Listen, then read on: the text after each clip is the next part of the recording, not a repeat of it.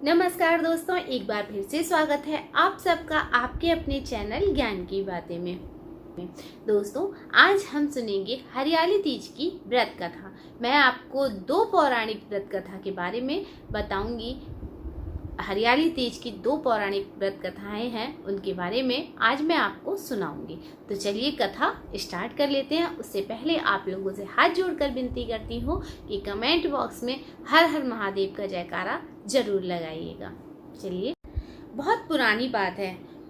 हिमालय की पुत्री पार्वती जी भगवान शिव को अपने पति रूप में प्राप्त करना चाहती थी। उन्होंने इस उद्देश्य से कठोर तप करना आरंभ किया।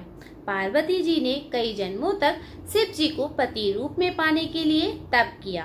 अंततः 108वें जन्म में उन्होंने कठोर व्रत और उपवास करके घनघोर तप किया। माँ पार्वती ने जंगलों में जाकर निर्जला व्रत रखकर कई वर्षों तक तप किया। वो व्रत करके केवल बेलपत्र, सूखे पत्ते और कभी कभी फल खाकर अपना जीवन यापन करती रहीं। उनकी भक्ति और प्रेम को देखकर भगवान शिव अंततः प्रसन्न हो गए। श्रावण मास के शुक्ल पक्ष की तृतीया तिथि को भगवान शिव ने माता पार्वती को स्वीकार किया और विवाह का प्रस्ताव रखा। उसी दिन से यह तिथि हरियाली तीज के नाम से प्रसिद्ध हुई। आइए दोस्तों, अब हम सुनते हैं दूसरी कथा। एक समय की बात है, एक नगर में एक ब्राह्मण दंपति रहते थे। उनकी एक ही पुत्री थी, जिसका विवाह एक अच्छे परिवार में हुआ था।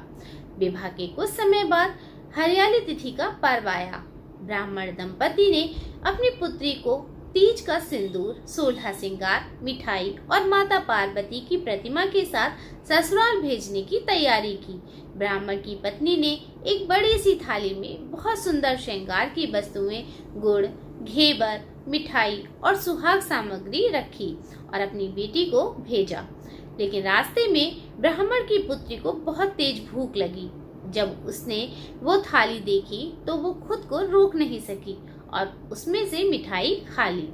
जब वह अपने ससुराल पहुंची तो सास ने जब उसकी थाली देखी तो समझ गई कि थाली में से किसी ने खा लिया है। ये बात पूरे परिवार को बहुत बुरी लगी और उन्होंने सोचा कि बहू ने व्रत का अपमान किया है। नाराज होकर उन्होंने बहू को कठोर शब्द कहे और उसका अपमान किया।